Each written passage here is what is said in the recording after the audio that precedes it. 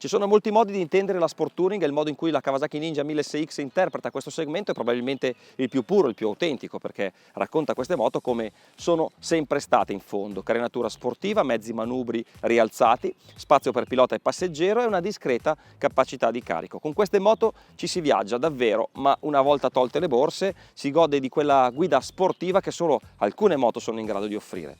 Beh, sappiamo che oggi questo mondo è contaminato ed è attaccato un po' da tutte le parti, perché crossover e maxi enduro vogliono rosicchiare clienti a moto come questa che fanno di quello che potremmo chiamare turismo dinamico la loro filosofia. Ma Kawasaki non ha mai mollato questo segmento, anzi con la nuova Ninja 1000 SX si permette pure di rilanciare, e io userò questi prossimi 1000 km per capire come mai questa moto ormai da qualche anno è la sport touring più veduta in Europa e anche in Italia. Partiamo per il nostro 1000 km con.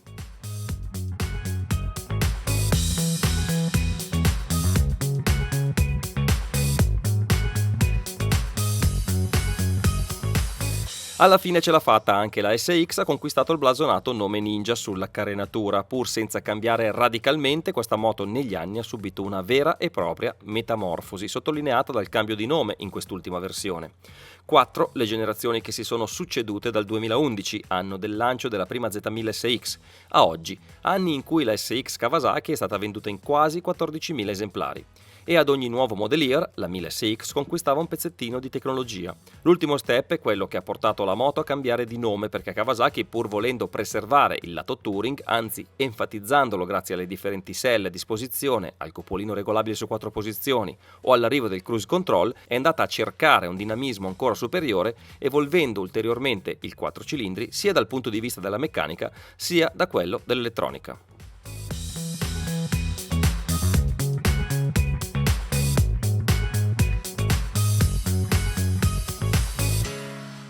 Insomma, il lavoro di Kawasaki è andato a migliorare un po' tutte le aree della moto, e devo dire che è un lavoro che quando guidi la Ninja 1000 SX non passa assolutamente inosservato. Ricordo proprio lo scorso anno, durante la nostra prova dedicata alle sport touring Kawasaki a tutta la famiglia, che la Z1000 SX, allora si chiamava così, fece una bellissima figura. Le mancava, dissi, giusto un pochino di elettronica, che non a caso è arrivata sulla nuova moto.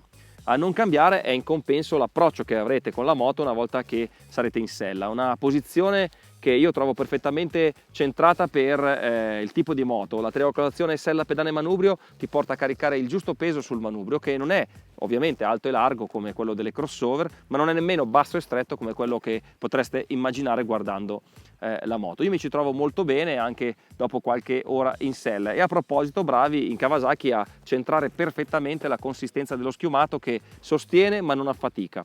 Altri punti segnati da Kawasaki in questi primi 238 km arrivano dall'erogazione pastosissima del 4 cilindri, che se possibile è ancora più consistente che in passato. Gestione del gas assolutamente perfetta. Il ride by wire ha fatto davvero un gran bene a questa moto.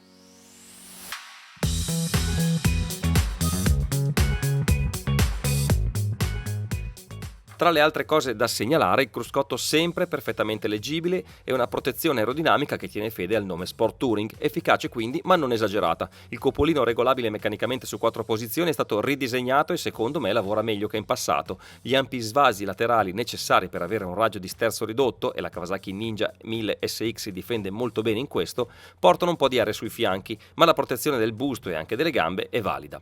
Ecco, magari la parte alta resta un po' fuori, ma per questo c'è il Plexiglass Optional più ampio. Per avere di meglio comunque dovrete rivolgervi a una GT o una Maxi Enduro. Il lato turistico quindi è anche soddisfatto dalle borse, 28 litri ciascuna, capaci di contenere un casco e soprattutto integrate perfettamente nella moto.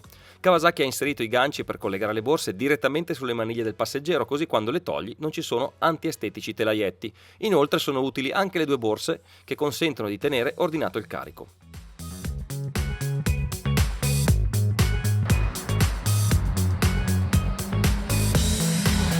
Pensato proprio tutto, quindi? Beh, non proprio, perché quando sono montate le borse laterali l'accesso all'apertura della sella non è che sia proprio, così dire, agevolissimo. È peccato anche che manchi il cavalletto centrale, un must per chi vuole fare i viaggi di lungo corso.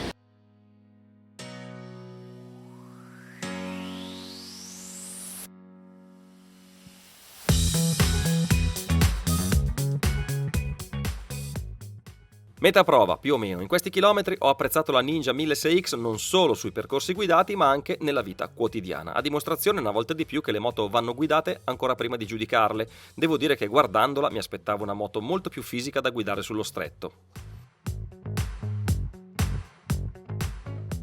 A proposito di assetto, in questa tabella trovate i settaggi base con cui ci è stata consegnata la moto, tendenzialmente sul morbido come potete vedere, e giustamente visto il tipo di moto, ma con ampi margini di crescita soprattutto al posteriore per chi va alla ricerca di qualcosa di più sostenuto, sapendo però poi che si perde un po' di capacità di copiare e di comfort.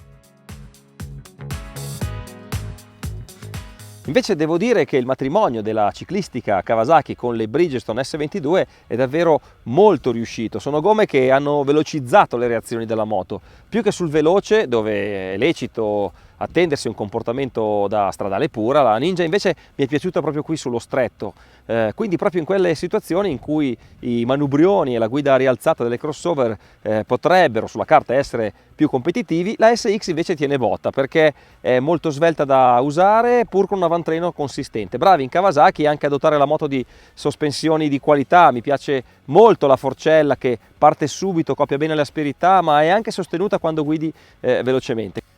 Quando invece si utilizzano le borse, quello che posso consigliarvi di fare è dare 3 giri di pomellone, di aumentare il precarico, perché l'ammortizzatore è sensibile, la Ninja si alza un po' dietro, diventa un po' più rigida, si muove un po' meno e diventa ancora più affilata. Le borse comunque non impattano nella guida nemmeno quando si guida in modo sportiveggiante, sono ben integrate nella ciclistica della moto. Primo rilevamento sui consumi a questo punto, 16,2 km con un litro.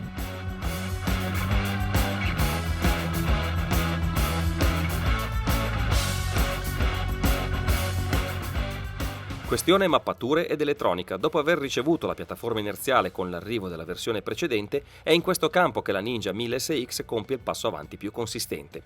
L'arrivo del ride-by-wire unito agli interventi meccanici ha migliorato ulteriormente il 4 cilindri da 1043 cm3 che lavora abbinato a una rapportatura azzeccatissima, né troppo lunga né troppo corta. A 130 indicati si viaggia a poco sotto i 6.000 giri. Di solito nelle mappature disponibili, che sulla Ninja si cambiano premendo a lungo uno dei due tasti sul semimanubrio sinistro, apprezzo sempre quella di mezzo e non quella più aggressiva. In questo caso invece mi sono trovato ad utilizzare indifferentemente la Road o la Sport, entrambe a potenza piena. La seconda con una risposta più decisa, ma certo la differenza da una all'altra non è esagerata. La gestione del gas della 1006X è comunque così precisa che mi piacciono entrambi. La Rain taglia la potenza del 25%, usatela solo quando la guida deve essere conservativa a causa delle condizioni atmosferiche. Il grande assente sulla precedente Z1006X era senza dubbio il cambio elettronico, un elemento tecnico tanto semplice quanto ormai diventato fondamentale per godere della guida di una moto moderna. Una mancanza che la nuova Ninja 1006X colma alla grande, perché Kawasaki mostra che con i quick shifter ci sa davvero fare. Corsa cortissima, innesti secchi, cambiate iperveloci, come mi è già capitato di dire in occasione di altre prove di Kawasaki, questo è uno dei migliori cambi elettronici in circolazione. In questo caso meglio in salita, che è veramente eccellente, piuttosto che in scalata dove è un filino contrastato. Comunque su tutto devo dire che continua a piacere il motore, sempre pieno, sempre disponibile, ha nei medi regimi il suo punto di forza, dà il meglio dai 4 più o meno agli 8500 giri, perché anche se si può arrivare a 10.000 giri e anche qualcosina in più, la cambiata ideale in realtà arriva a 1500 giri prima. Insomma, i suoi 142 cavalli e 111 Nm di coppia sono tutti buoni, li hai tutti qui nel polso come vuoi e quando vuoi. Non hai mai la sensazione di avere per le mani una moto troppo che prenda il sopravvento. E questo è quello che io apprezzo di più quando giudico l'erogazione di un motore.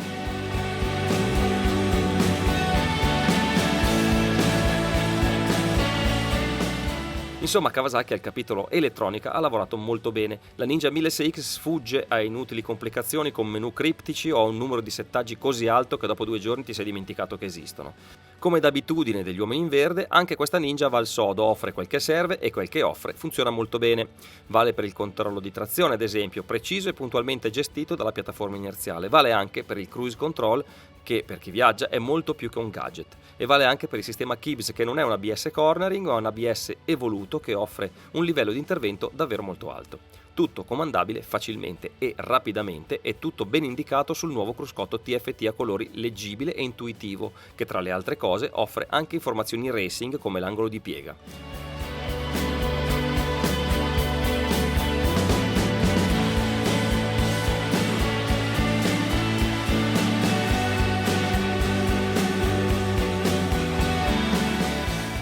Fine della prova, 1000 km vissuti intensamente, quelli con la Ninja 1600X, un segmento a cui io sono particolarmente affezionato perché un po' è stato il segmento con cui ho vissuto la mia adolescenza motociclistica, con moto proprio fatte come lei, carene, semimanubri, borse. Ho girato mezza Europa, centinaia di migliaia di chilometri in Europa con le borse, poi toglievo le borse e la domenica andavo a smanettare sui passi, proprio quello che più o meno ho fatto con questa moto che mi è piaciuta molto per vari punti. Faccio un piccolo riassunto di quello che è successo in questi 1000 km, di quello che mi è piaciuto e di quello che magari io migliorerei.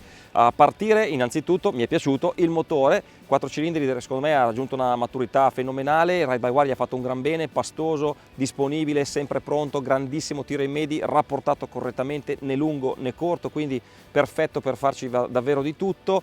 I 142 cavalli sono quelli che servono, né troppi né pochi, e questo è una cosa positiva. Il cambio molto veloce in salita non mi è piaciuto tantissimo in scalata, non tanto perché non funzioni bene, anzi funziona molto bene il quick shifter quando va, ma più che altro perché è stato tarato l'ingresso del quick shifter a 2500 giri e in alcune situazioni di guida si va a cambiare, si va a scalare anche sotto questa soglia, per cui io se fossi in Kawasaki abbasserei di qualche centinaio di giri l'accensione del quick shifter anche in scalata perché per esempio quando si arriva vicino a un tornante si va a cercare la marcia inferiore, quindi ci si trova ad utilizzare la frizione. Detto questo, la frizione è così morbida da azionare che è quasi un piacere utilizzarla.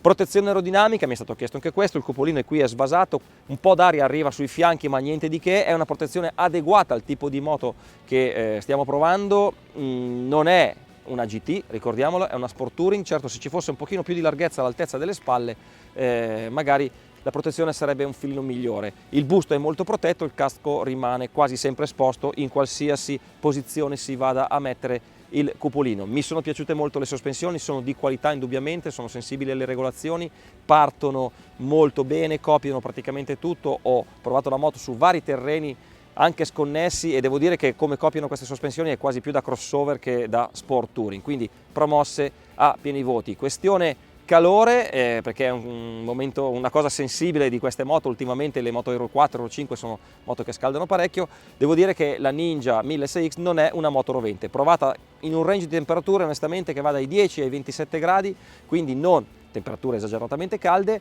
Flusso di calore, soprattutto in autostrada, attorno agli stinchi, un po' di più sulla gamba destra, niente di trascendentale.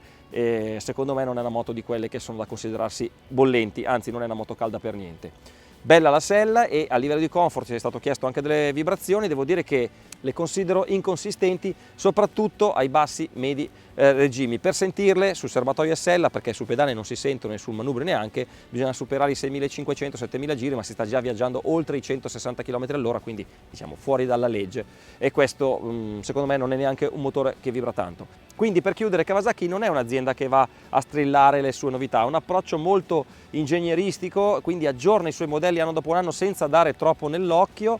Quello che ha subito la SX è una vera e propria metamorfosi da Z1000, quindi poco più di una naked diciamo rivestita, fino a diventare una sport touring fatta e finita, molto evoluta dal punto di vista dell'elettronica, che funziona bene, non è esageratamente complessa ma comunque fa il suo dovere.